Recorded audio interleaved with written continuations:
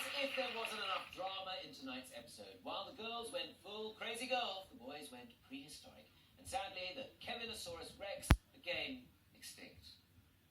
Kevin, the figures and the numbers and the lack of forward thinking in the market is really down to you. But having said that, Bradley, this was a profit task. Yeah, and the corporate sale was diabolical. But Kevin, you sold the bow ones too low. You were more focused on revenue rather than profit. And so it is with regret you're fired.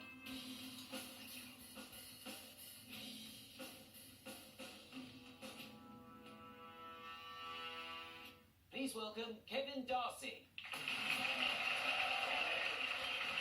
How are you? Great to see you. Great to see you. Come and sit down.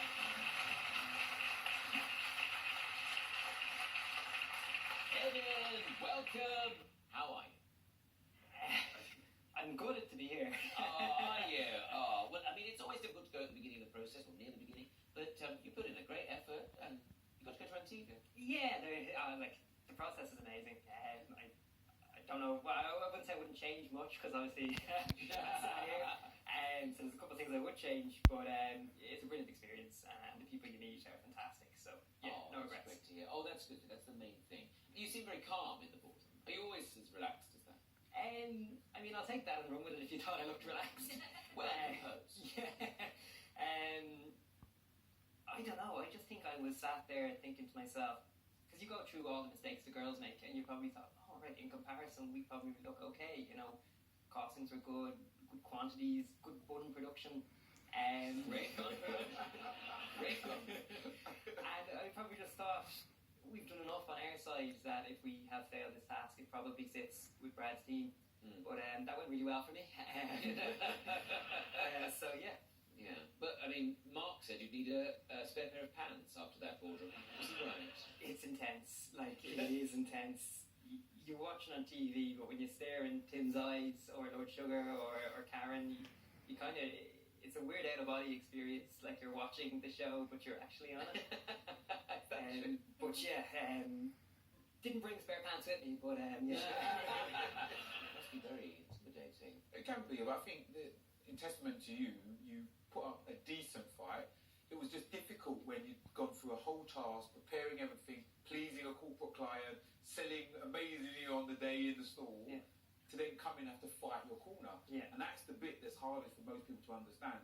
You're working with a team, and all of a sudden you're then fighting against them. And that switch can be really difficult sometimes. Yeah. Bobby, do you think you would have been as calm as Kevin in that boardroom? Things I sympathise with you deeply because before I moved into education and teaching, I used to work in the city and I was a chartered accountant. And I thought, as a chartered accountant, you don't want to be given the job of being in charge of the kitchen. Like, that's like, you know, you cook the books, maybe. You say you used to work in the city. Kiri, do you think you would have needed a new pair of pants after that round with Lord Sugar and the boys? No, if I'm going to go into anything stressful like that, the key is old pants. Then you just need to bin them and you're not sad about it. I mean, they can only see it from the waist up anyway, so Commando could be an option. But that's a different show, right? Literally is a different show. The candidate started off his process like fluffy little buns, but unfortunately for Kevin, he was spread too thinly and cracked in the pressure cooker. Here's where it all sadly went wrong. Kevin, I would love for you to be sub-team leader. I'm an accountant. I don't have much experience in selling. That is probably one of the most cost effective. We're going to do a green coloured bun and we're going to paint on the design. Jesus. Oh, so there's obviously some brush things. Let me just have a confirmation on the prices. We're going to go $8.50 for two. They're selling the item just at £8.50 and adding the sauce for free. However, we're going to sell more of these buns to a mass audience. According to Tim, you went into a slight panic mode. Get what you can for it. Would they take for a £5? You're practically giving them away, boys. You seem to be all over the bloody place. No strategy whatsoever. The reason that we failed this task was because of the maths. It's £8.50 made sense. I do think we could have sold them for more. When Bradley made you sub-team leader, you said you weren't great at making and selling food. Do you kind of wish he'd maybe listened to you? The funny thing is, he put himself forward as PM because he said, I'm good at the kitchen, and then puts himself on the corporate side. I'm like, Brad. And look, I think, you know, I can boil an egg, I can scramble an egg, you know, if we would, yeah. That was the real issue, the lack of eggs. Maybe an egg tart. Is Brad a good listener? No. No.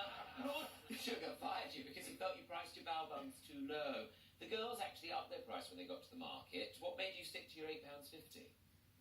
Brad set the price at $8.50, and when we walked into the market, we saw a rival bao bun shop selling them for $8.50 with a drink inside. So we thought the price was fair. Curie, have you ever run out of time and still had perishables to offload? That's my dream scenario.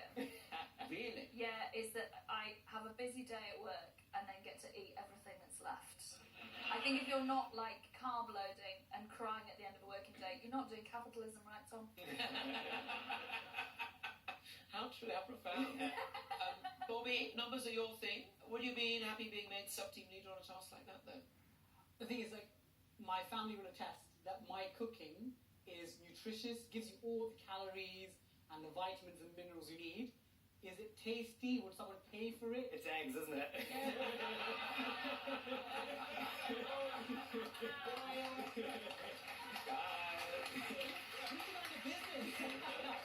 Accountant egg business. We've cracked it. It'll be excellent. Go home.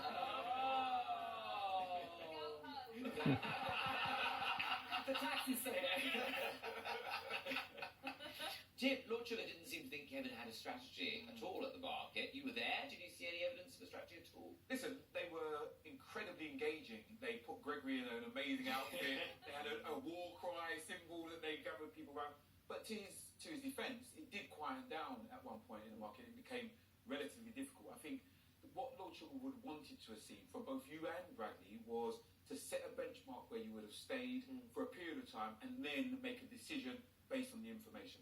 From our perspective, it seemed like, oh my gosh, we're panicking towards the end, let's just get rid of stuff. And that didn't come across the greatest. But you tried really hard. Lord Sugar gave you some stick for dropping the prices at the end of selling. He did. Do you regret that, or do you still think that was a good thing to do? I think what Tim said would be fair. I think we probably should have went about it in a more structured way. But, you know, I'm a simple man. I love a yellow sticker in an M&S supermarket in the evenings. We dropped our There are other price. supermarkets available. It's honestly like an everyman being like, I love when it's cut down in Marks and Spencer's. It was a little bit bargain at the end of the day, and we had a lot of buns left to sell, so we felt if they're going to go in the bin, I was stuck between a rock and a hard place. If I didn't cut the price and we lost by a few quid and I had tons of buns left, I'm here anyway. So, That's you know, true, isn't I it? couldn't Yeah. win on kind of either side. And I imagine as well, there is a sort of frantic energy that kicks in towards the end of a task where you're just really exhausted and you want to just go like, well, I'm supposed to be selling stuff, just buy it, what do you want me to pay? I felt really bad for dinosaurs in this week's task. Gone are the days when they starred in their own blockbuster Hollywood movies. But hang on, what's this? A comeback. There once was an eccentric but brilliant billionaire Good morning. who had a vision for a unique idea. I've arranged for each team to meet a corporate client. At first, all was well, That's not bad. until the candidates chose to meddle in things they didn't understand. We could create with the marshmallows some sort of spine of a dinosaur. Welcome to Business Park. Some tried to warn against this idea, Boys, in my opinion, it's a bit complex. but by then it was too late. Oh, Jesus. Just splitting. Stencil and then just paint over it. The Bowsaurus Rex hybrid had been unleashed, and disaster was sure to follow. I've got to say, it tasted great. I think you've delivered what you promised to deliver. Smashed it. Well done. For me, that couldn't really have gone much better. And everyone lived happily ever after in Business Park.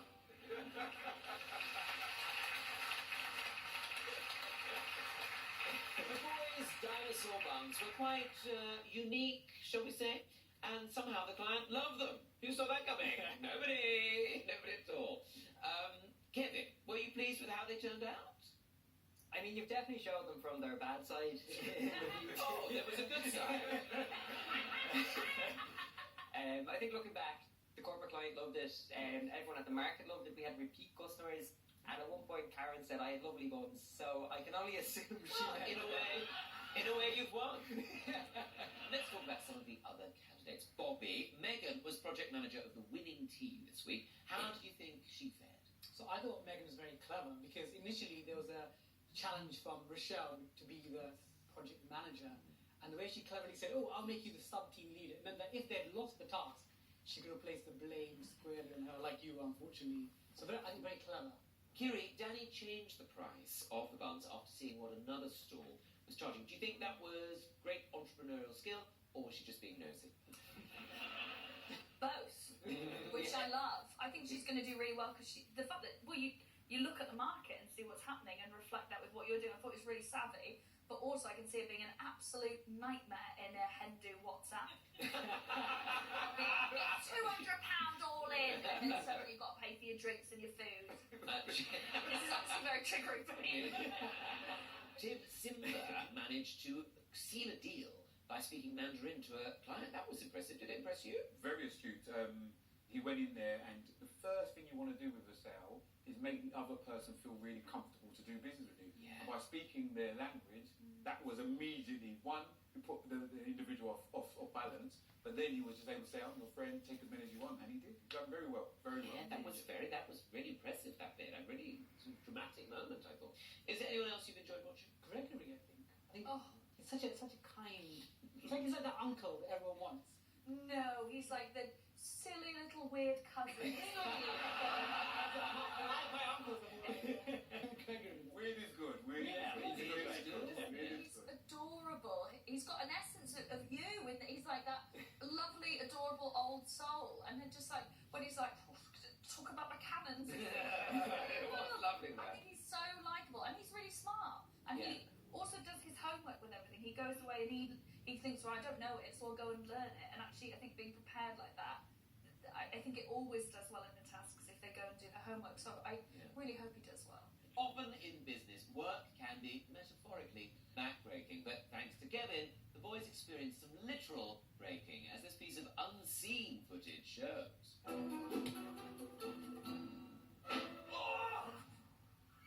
Things got great. The last thing he said was look after the house. Nah, he's just got It's alright. I'm glad that. Nah, he's right. This is Joe there, I think. Yeah, man's over here. I think Lord Sugar's gonna get a for new bed. Yeah.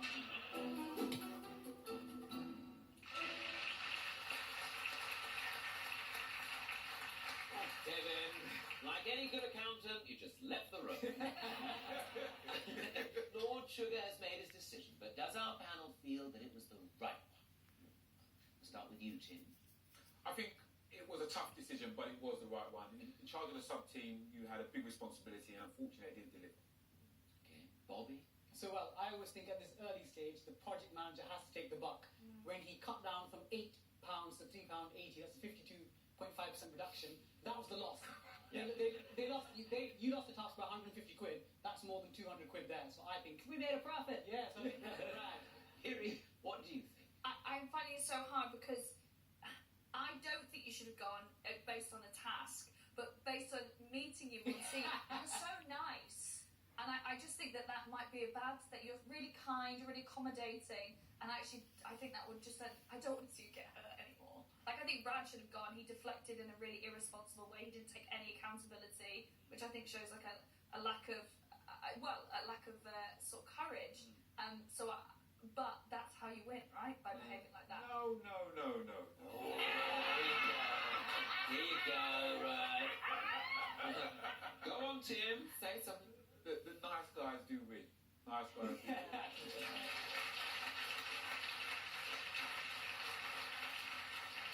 But on this occasion, no.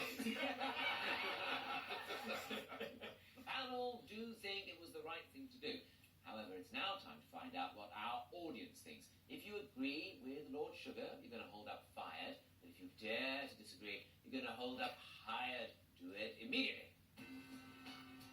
Oh.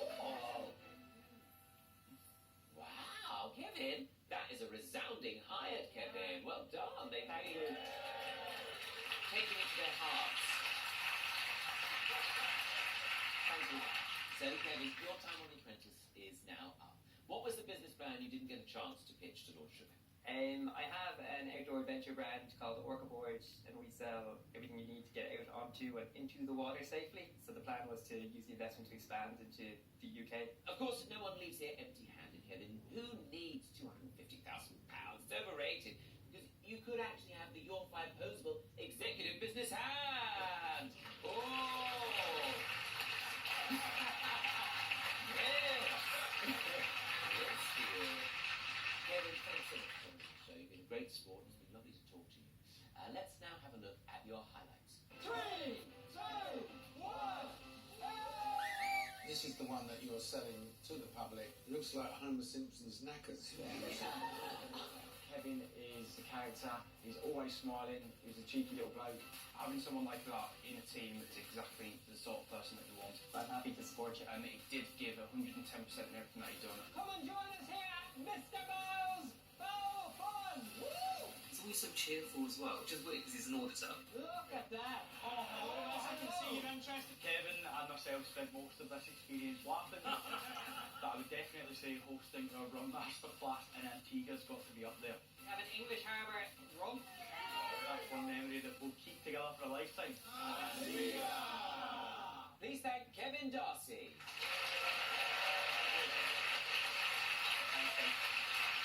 And also, please thank tonight's Apprentice fans and guests. Kieran Pritchard-McRae, Bobby Seagull and Tim Campbell. And if you think you have what it takes to be Lord Sugar's next business partner, applications are still open. Head over to bbc.co.uk/apprentice for more details. You cannot apply. Next week, Lord Sugar asks the candidates to look animated as he tasks them with creating a children's cartoon. For your next task, you will be creating a new preschool cartoon, and you'll pitch it to a panel of industry experts. Hello, you beautiful little people. I think pink is the female I think character. that's too stereotypical. I want to play with you. I want to play with you. Yogita the giraffe. Why did you give the main character a pink bow? Do you think that's a modern representation of a girl? Those excuses for you forgot. No, absolutely not. And it does look like they're slapping each other. Oh, that is harsh. What's missing is the fun. I literally can't draw. Join me next Thursday at 10 for more You're Fired. Good night. Do you love Waterloo Road? Want to find out more about the series and the stories? Well, BBC Sounds has a treat for fans. Download the app now to hear the official podcast.